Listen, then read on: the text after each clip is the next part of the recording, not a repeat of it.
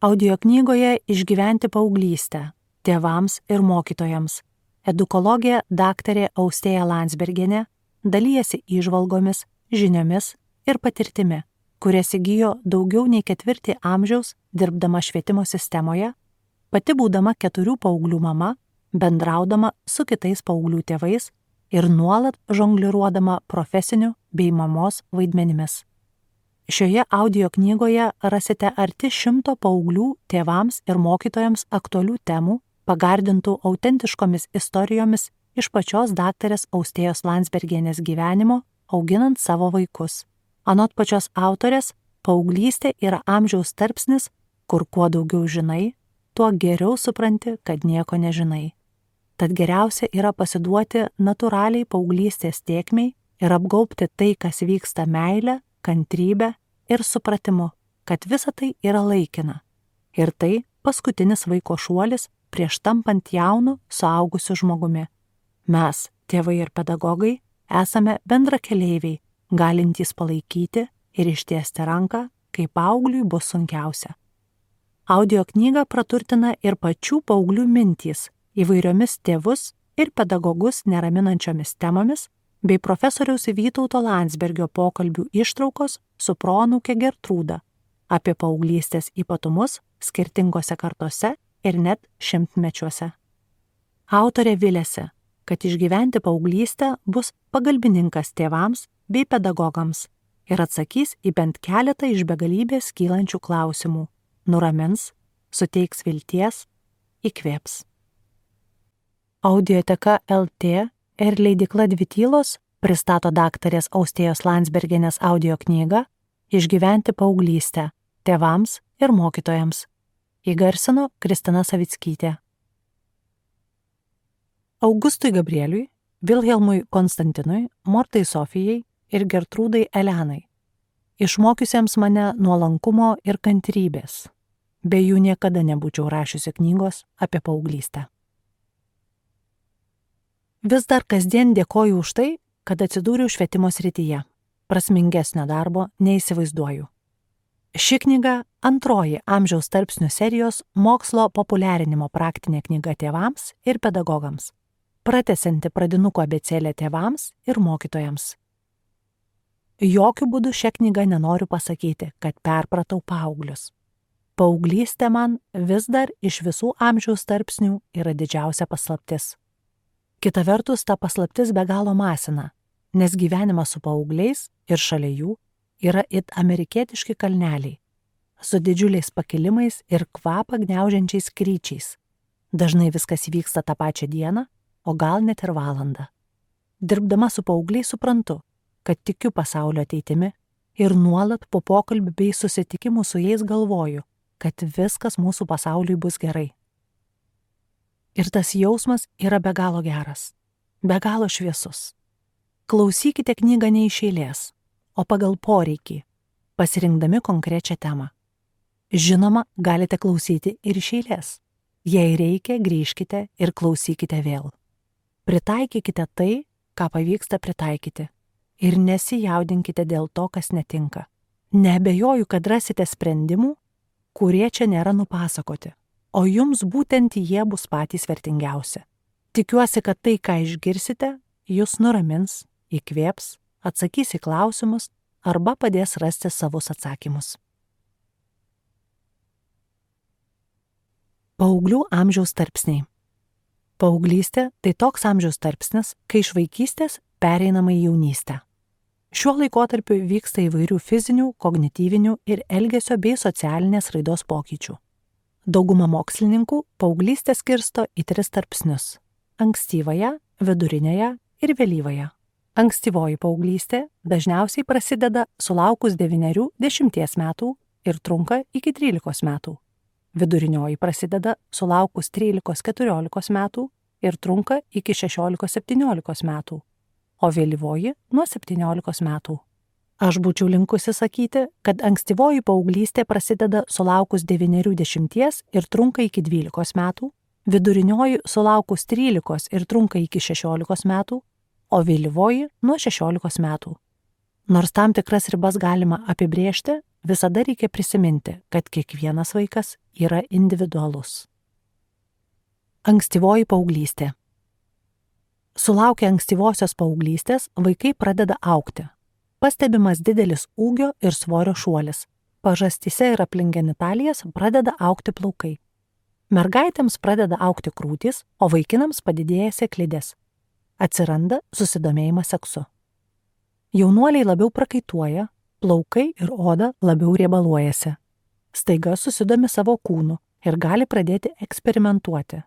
Tai yra masturbuotis, nerimaudami ar yra normalūs. Būtent šiuo laikotarpiu paaugliai nori būti normalūs. Nors minėjau, kad mokslininkai linkę nustatyti tam tikras amžiaus tarpsnių ribas, kai kurios mergaitės šių pokyčių sulaukia būdamos 8, o berniukai 9. Mergaitėms menstruacijos prasideda maždaug 12 metų, dažniausiai praėjus keleriems metams po to, kai pradeda augti krūtys. Nors pastebima, kad menstruacijos ankstėja. Šie kūno pokyčiai kelia smalsumą, o dažnam ir nerimą, juk paaugliai su tuo susiduria pirmą kartą. Nežino, kas yra normalu, susidomi savo lytiškumu, seksualiniu identitetu ir savęs ieško visomis prasmėmis. Ankstyvojoje paauglystėje vaikai vis dar mąsto konkrečiai. Jiems vis dar viskas balta arba juoda, arba be galo gerai, arba blogai. Kitokių atspalvių mažai. Visiškai normalu, jei paauglys šiame amžiaus tarpsnyje daug laiko praleidžia žiūrėdamas į veidrodį, galvodamas apie save. Itin išryškėja paauglių egocentrizmas. Intelektualiniai pomėgiai prasiplečia. Jie nori išbandyti naujų veiklų ir būrelių, arba mesti tuos, kuriuos seniau lankė, nes pradeda domėtis karjera ir kartu bando taisyklės bei ribas. Ankstyvojoje paauglystėje vaikai dažnai nudega, nes nesupranta, kad jų veiksmai gali turėti nemalonių pasekmių. Gali pradėti eksperimentuoti su alkoholiu, cigaretėmis, pasitaikius progai net išbandyti lengvų narkotikų. Pamažu pradeda galvoti apie ateitį, bet kadangi negeba mąstyti abstrakčiai, vis dėlto labiausiai domisi tuo, kas vyksta čia ir dabar, ypač savo išvaizdą ir ką apie jos mano bendraamžiai, nes ką galvoja mama ir tėtis, savaime suprantama. Be to jų autoritetas ir taip sumenkęs. Išauga privatumo poreikis. Paaugliai pradeda atsiskirti nuo šeimos ir bando ribas. Emocingai piktinasi, kai suaugę jas brėžia ir parodo, jog netinkamai pasielgus laukia nemalonios pasekmės. Siekdami atsiskirti nuo šeimos ieško savęs, patiria didelę nuotaikų kaitą, tačiau vis geriau išreiškia savo jausmus ir norus. Šiame amžiaus tarpsnyje paaugliai dažniausiai draugauja su tos pačios lyties asmenimis. Su priešingos lyties asmenimis nebent draugauja grupėmis, pavyzdžiui, eina į kiną ar miestą. Norėdami atsiskirti nuo tėvų, kartais nemandagiai kalba, yra atžagarūs, bet to tarsi pamato, kad tėvai nėra tobuli. Juk paaugliams viskas juoda arba balta. Pradeda pastebėti tėvų klaidas ir nebenori, kad gyvenime autoritetas būtų tik tėvai. Nemažai tėvų skundžiasi, kad ankstyvoji paauglystė yra tarsi grįžimas į 3 metų krizę, su pykčio priepuoliais, kai kas nors patinka arba nepatinka. Panašumų išties esama. Mums tėvams telieka giliai kvėpuoti, rasti savo emocijų raiškos būdų ir suprasti, kad aprangą ir pomėgius vaikai renkasi pagal bendramžius, o ne pagal mus. Vidurinioji paauglystė. Viduriniojoje paauglystėje fiziniai pokyčiai vis dar tęsiasi. Šis etapas ypač svarbus berniukams. Šio amžiaus tarpsnio pabaigoje dauguma vaikinų pasiekia 95% savo ūgio. Be ūgio ir svorio vaikinams auga sėklidės, varpa, gali vykti naktinė poliucija, nevalingas spermos įsiliejimas miego metu. Pasikeičia balsas, kai kuriems išsivysto aknė. Fiziškai mergaitės jau būna beveik subrendusios, menstruacijos reguliarios. Šiuo metu paaugliai pradeda domėtis romantiniais ir net lytiniais santykiais. Draugauja jau ne tik su savo lyties asmenimis, tad gali kilti klausimų dėl seksualinio identiteto. Taigi turite savo paauglį palaikyti ir kuo dažniau su juo kalbėtis. Kadangi pradeda rūpėti lytiniai santykiai, rūpi ir patrauklumas. Tačiau santykiai dar tikrai nėra tvarūs. Jie trumpalaikiai, bet dažniausiai kupini nerimo ir nepasitikėjimo. o meilė aistringa ir deganti. Tėvai dažnai sako, kad beveik visada pastebi, jog paauglys įsimylėjo, nes dažniausiai suprastėja akademiniai pasiekimai, visą laisvą laiką skiria romantiniam draugui arba kitiems draugams. Paaugliška meilė yra tokia karšta, kad visa tai, į ką reikėtų kreipti dėmesį, įsilydo. Šiame amžiaus tarpsnyje dažnai konfliktuojama, nes paauglys nori atsiplėšti nuo tėvų ir tapti suaugęs, leisti laiką tik su draugais. Šiuo metu turbūt stipriausiai jaučiamas bendraamžių spaudimas ir labiausiai rizikuojama jam pasiduoti. Dažnai paauglystėje vaikų savivertė gana menka, nors kai kurie jau itin savimi pasitiki. Bet vėlgi, tai tarsi amerikietiškieji kalneliai. Tai jie pasipūtę kaip povai, tai jaučiasi esą nevykėliai ar sako, kad niekas jų nemyli. Dažnai ginčijasi su visais autoritetais, mokytojais, būrelio vadovais ir kitais, kurie jų nuomonę kelia grėsmę jų savarankiškumui. Kaip minėjau, nori būti patrauklūs, todėl be galo domisi savo kūnu ir eksperimentuoja. Dietos, sportas, makiažas, plaukų dažymas, tatuiruotės, auskarai keistesnėse vietose. Tai yra įprastas paauglių eksperimentavimas. Paaugliai kol kas nėra susitaikę nei su savo kūnu, nei su charakteriu. Dažnai būtent šiame amžiaus tarpsnyje paaugliai pradeda rašyti dienoraštį. Svajoja apie nebūtinai realius dalykus, bet svajodami jaučiasi galingi. Šiuo metu keičiasi ir bręsta smegenys, tačiau toli gražu jos dar nebaigė vystytis. Todėl užplūdus stiprioms emocijoms, paaugliai praranda gebėjimą blaiviai įvertinti situaciją. Elgiasi impulsyviai ir neapgalvoja, kokios bus pasekmės. Tai gali būti susiję ir su mokslais. Jie gali nepasimokyti tada, kai reikia, gali rizikuoti tada, kai to tikrai nereikia. Tačiau kartu paaugliai pradeda kelti tikslus. Mąsto apie gyvenimo prasmę, atsiranda moralinis samprotavimas, idealai ir priimdami sprendimus atsižvelgia į sąžinę. Vėlyvoji paauglystė. Atėjus vėlyvai paauglystei, baigėsi fizinė raida.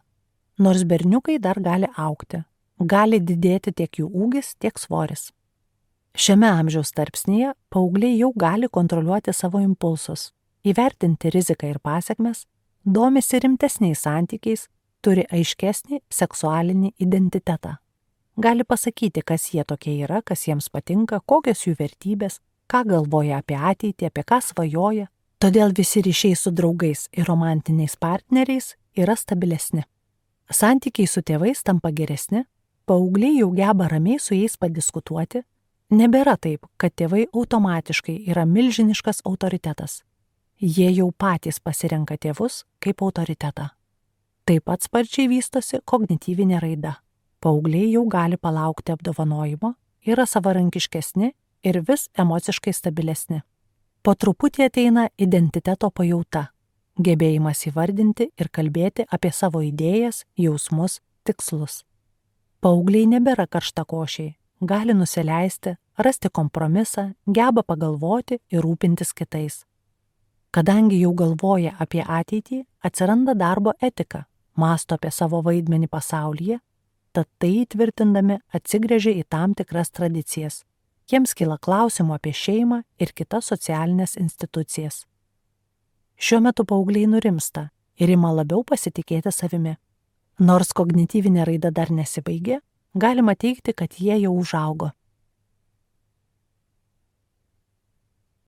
Berniukai ir mergaitės. Paauglystė yra tas metas, kai mūsų vaikas išgyvena reikšmingus natūralius ir sveikus pokyčius.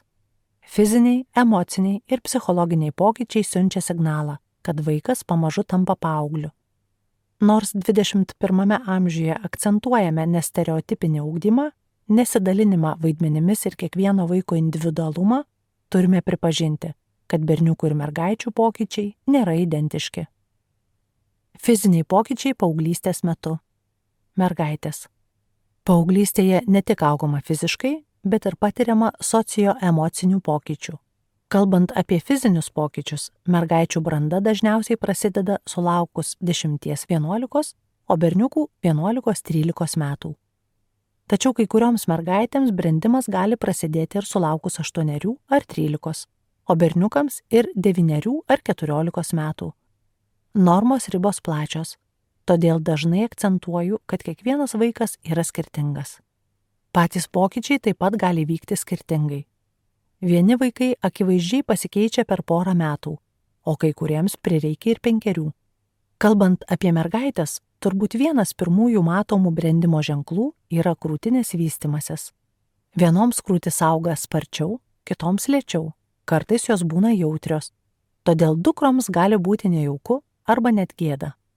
Taigi turime apie tai kalbėti jautriai, saugoti vaiko privatumą.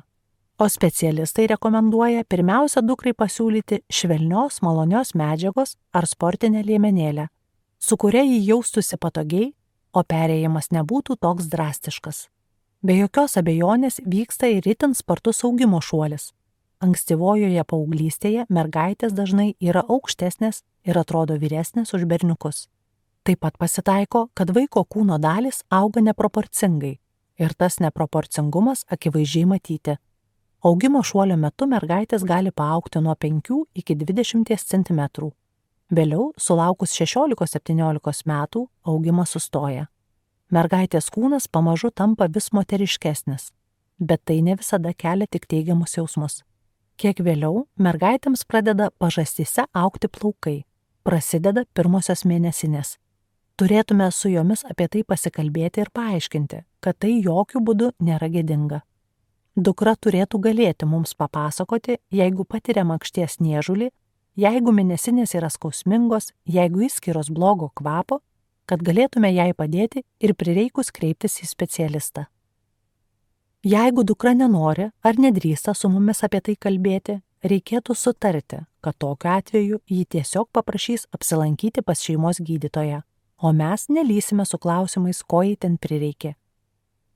Taigi, nuo pirmosios brandos dienos turime tiek patys drąsiai ir be jokios gėdos kalbėti apie brendimo sukeltus pokyčius, tiek skatinti tai daryti dukrą.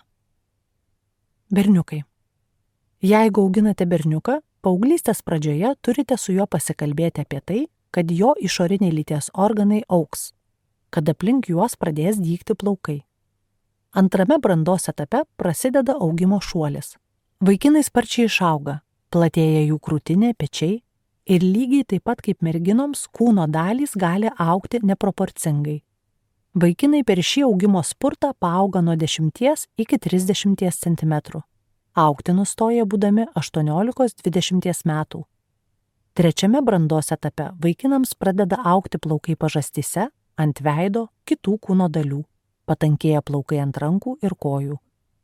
Sulaukę 13-15 metų, paaugliai miegodami gali patirti erekciją, spermos įsiliejimą be jokios priežasties. Sūnus turi žinoti, kad tai yra normalus procesas. Galiausiai vaikinai patiria balso lūžį. Plonas, aukštas berniukų balsas pažemėja. Kurį laiką net pasitaiko šokinėjimų ir viename sakinyje balsas gali keisti tembrą. Be jokios abejonės, matomi, girdimi ir jaučiami pokyčiai paauglius veikia emociškai. Be viso to, bręstant paauglių smegenims, keičiasi ir hormonai, o tai turi įtakos elgesiui.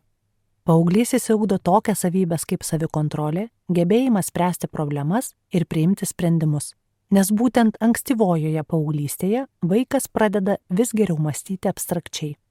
Būtina akcentuoti, kad šis procesas nesibaigia iki 3-ojo dešimtmečio. Kadangi paaugliai sparčiai auga, jie kurį laiką viską nors nuverčia, už ko nors užkliūva, sulaužo. Jiems tiesiog reikia apsiprasti su pasikeitusiu kūnu. Kai kurie vaikai, ypač prasidėjus paauglystei, priauga svorio. Jiems reikia daugiau energijos, baltymų, mineralų. Tad norėdami saugoti paauglių fizinę sveikatą, turime rūpintis ir jų maisto kokybę. Dar norėčiau atkreipti dėmesį, kad net ir mokytojai juokauja, jog tikrai galima užuosti, kada prasideda paauglystė, nes atėjus į klasę joje tvyro prakaito kvapas. Su vaiku reikia pasikalbėti apie higienos svarbą ir kūno priežiūrą. Visų pirma, dažniau maudytis, nepamiršti dezodoranto. Be to, paauglius dažnai kankina ir padidėjęs spuoguotumas bei aknė. Tad kilus tokių problemų pasikalbėkite su savo šeimos gydytoju ir patys neeksperimentuokite. Apie ką kalbėti su sūnumi? Paauglystėje vyksta ne tik fiziniai pokyčiai. Mokslininkai sutaria, kad berniukai labiau linkę užsidaryti ir paauglystės pradžioje dėl skirtumų, kuriuos pradeda pastebėti tarp savęs ir mergaičių, išgyvena labiau. Paaugliams berniukams turime skirti daugiau laiko atsakyti klausimus, pamastyti, nes dauguma brendimo pradžioje patiria lėtesnę verbalinių gebėjimų raidą. Taip pat buvo pastebėta, kad berniukai dažniau atidėlioja, sunkiau susitelkia į akademinę veiklą. Šiuo atveju galime jiems padėti sudarydami darbų sąrašus, dažniau juos patikrindami, pavyzdžiui, jeigu vaikas ruošia namų darbus, galime ateiti į kambarį kas 15 minučių ar pusvalandį ir pasiteirauti, kaip jam sekasi. Taip pat šio amžiaus berniukai sunkiau supranta kitų žmonių jausmus nei mergaitės. Norėdami padėti jiems įgyti šį gebėjimą, turėtume su berniukais kalbėti apie kitų ir jų pačių jausmus. Šio amžiaus paaugliams yra svarbios veiklos kartu. Jeigu matote, kad vaikas mieliau kartu žaistų kompiuterinius žaidimus, tai nevenkite jų žaisti. Jeigu paauglys norėtų kartu žaisti krepšinį, žaiskite kartu.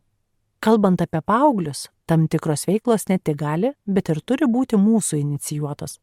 Tačiau jeigu norime turėti artimus santykius, turime įsiklausyti į tai, kokių veiklų nori mūsų paauglys. Kalbant apie jausmus, svarbu turėti omenyje, kad turime sūnui akcentuoti, jog jis neturi būti kietas. Pabrėžkite, kad būtent jautrus žmogus yra kietas, kad svarbu jausti empatiją. Atsisakykite stereotipų ir paaiškinkite, jog ašaros yra normalu. Tai nei gerai, nei blogai. Tiesiog visiškai normalu išgyvenant stiprius jausmus verkti. Visi jausmai yra svarbus, tad komunikuokime su sūnumi apie juos. Kalbėkime apie tinkamą jausmų raišką. Dažnai manoma, kad berniukai nepatiria nuotaikų kaitos. Tačiau iš tiesų jie linkę užsidaryti, rečiau kalbėti apie tai, ką jaučia, jų nuotaikų svyravimai nėra tokie dideli ir tada gali atrodyti, kad nuotaikų kaitos tiesiog nėra. Tačiau tai netiesa. Tyriant paauglių nuotaikų kaitą buvo išsiaiškinta, kad berniukai dėl hormono testosterono, o mergaitės dėl hormono estrogeno patiria nuotaikų kaitą, todėl apie tai verta žinoti ir kalbėti. Ypač jeigu vaiko raida yra sparti arba atsilieka. Tarkime, visi sūnaus draugai jau išgyveno ūgio šuolį ir balso tembro pasikeitimą, o jūsų sūnus dar ne. Jeigu jis nieko nesako, tai nereiškia, kad tam yra abejingas.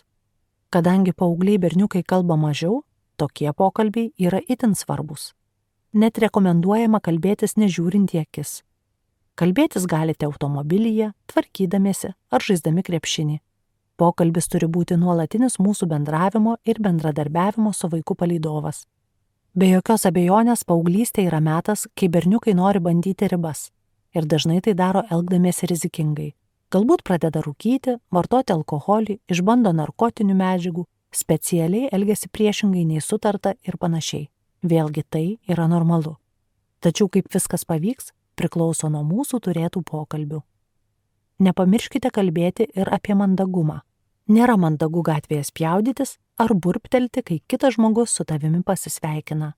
Pamatę, kad paauglys nemandagiai elgiasi, tuoj pat apie tai pasikalbėkite. Itin svarbu formuoti tinkamus ir gyvenimui reikalingus įgūdžius. Kambario švara, maisto gaminimas. Sūnui turėtume aiškiai pasakyti, kad tai nėra nei moteriški, nei vyriški darbai. Tai yra tiesiog žmogiški darbai. Kiekvienas žmogus turi galėti ir gebėti susitvarkyti savo kambarį, išplauti grindis, įskalbti rūbus, įkalti vinį, atkimšti kriauklę.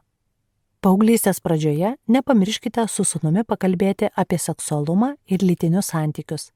Kas yra seksas, apie atsakomybę ir jos prisiėmimą ir ypač reikia pabrėžti, kad ne reiškia ne. Tiek jis, tiek kitas žmogus bet kurią akimirką gali pakeisti savo nuomonę ir ją reikia gerbti. Lietuvoje vykdytos apklausos rezultatai rodo, kad 8 iš 10 trečiokų jau yra sąmoningai ir nesąmoningai matę pornografinių tinklalapių. Tad turėtume spėti su vaikais apie pornografiją pakalbėti pirmiau, nei tai nutinka. Nemanykite, kad šios temos yra savaime suprantamos ir aiškios. Apie ką kalbėti su dukra? Kalbėdami su ar apie mergaitės, neturėtume bijoti kalbėti apie jų fizinius pokyčius. Su mergaitėmis itin aktualūs pokalbiai apie maistą, sveiką mitybą ir nepasidavimą visuomenės peršamam įvaizdžiui. Masinėse medijose, žurnaluose, interneto tinklalapiuose, socialiniuose tinkluose dažnai akcentuojama, kaip turi atrodyti mergina ir jauna moteris. Neretai tai labai prasilenkia su realybė ir gali kilti psichologinių problemų ar net valgymo sutrikimų. Tai iliustruoja pavyzdys, aprašytas Mary Pfeiffer knygoje Prikelti Ofeliją – kaip išgyventi paauglystę. 1951 metų Miss Švedija buvo 1,69 cm ūgio ir svėrė 68 kg. O 1983 metais išrinkta gražuolė buvo 1,75 cm ūgio ir svėrė tik 49 kg. Vykstant dideliems fiziniams pokyčiams, siaučiant hormonų audroms, nepaprastai svarbu dukrą girti ir jie džiaugtis, nes pasitikėjimo savimi jaunoms moterims itin trūksta. Nežinau, kokia yra jūsų patirtis, tačiau mano vaikai atsisako būti giriami ir nesidžiaugia, kai taip elgiuosi. Jie sako, kad aš esu jų mama, todėl juos ir giriu. Nebijokite to pripažinti, bet nesiliaukite dėl to jų girti. Paauglystėje mergaitės paprastai yra organizuotesnės, rečiau neatlieka namų darbų, mokykloje joms rečiau kyla sunkumų, tačiau jos dažniau išgyvena nerimą, suserga depresiją. Man pačiai buvo netikėta, tačiau ir aplinkoje pastebiu, jog paauglystėje mergaitės dažniau kenčia dėl sutrikusio miego. Taip pat atsiranda problemų dėl sporto. Dėl besikeičiančio kūno ir stiprių išgyvenimų kartais jos pradeda vengti sportuoti. Atkreipkite dėmesį, kad mergaičių savivertė paauglystėje stipriai susijusi su užmegztais ryšiais. Todėl paauglystėje reikia stebėti, kas yra mergaitės draugės, ką jis su jomis veikia, ką kalba, nes bendrystės jausmo poreikis didelis. Būtent dėl to reikia labai atsargiai kritikuoti mergaičių drauges. Aišku, ir berniukų, bet ypač reikia įsiklausyti, ką kalba mergaitės. Ar jos tik nori išlieti savo nepasitenkinimą drauge, ar prašo patarimo. Jei lysime su savo patarimais ten, kur nereikia, mergaitė gali užsidaryti ir mums daugiau nieko nepasakoti.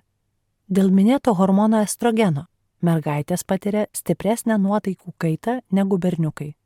Tad dažnai viso susikaupusio pykčio atpirkimo ožiais tampa tėvai, kadangi jaunos merginos neturi emocijų raiškos patirties ir įgūdžių. Patarčiau kuo mažiau į tai reaguoti. Nesvarbu, ar tai būtų akių vartymas ar atsidusimas. Žinoma, šiek tiek vėliau galima dukrai pasakyti, kad kai ji varto akis ar dūsauja, jums nemalonu ir sunku kalbėtis. Tačiau nesitikėkite, kad tai išgirdusi, ji kaip mat nustos taip elgtis. Dėl hormonų pokyčių smegenyse mums gali atrodyti, kad dukra staiga ėmė turėti tvirtą ir stiprią nuomonę absoliučiai visais klausimais ir nori ją išsakyti, bet kartu ir nukreipia į mus pyktį. Kadangi paauglė su mumis gyvena visą gyvenimą, puikiai žino, kaip mus išvesti iš kantrybės.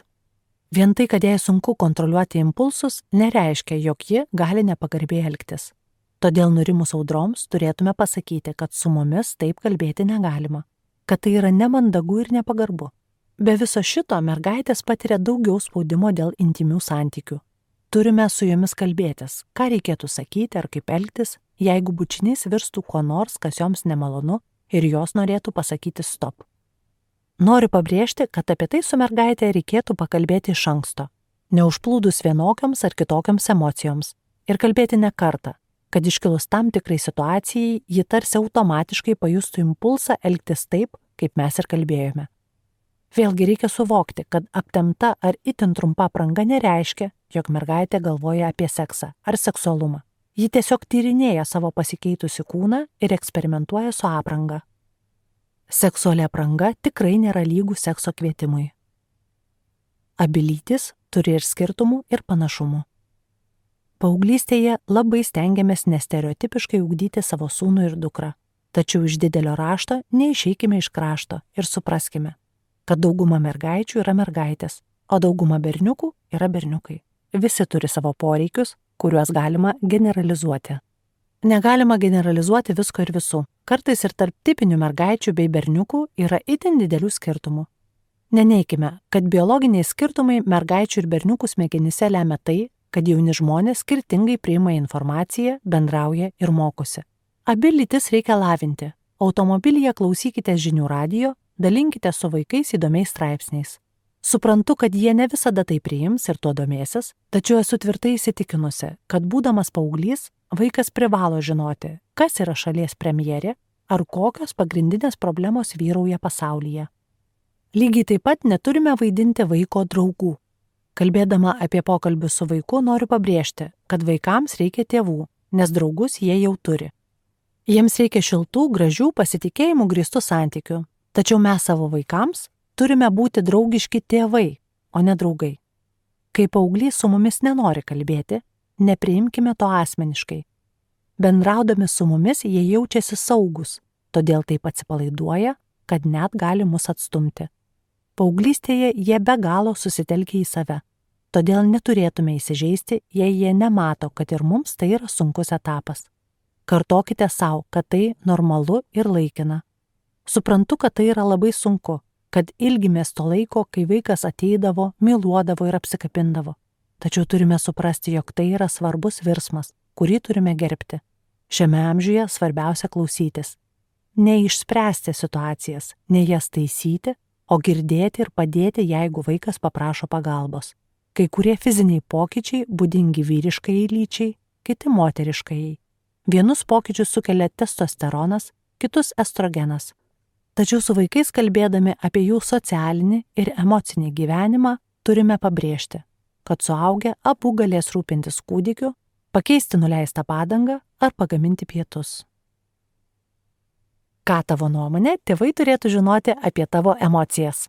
Norėčiau, kad tėvai nevadintų mano emocijų bereikšmėmis ar išsidirbinėjimu, kad konfliktinėse situacijose suprastų, jog emocijos nereiškia mano negebėjimo protingai mąstyti.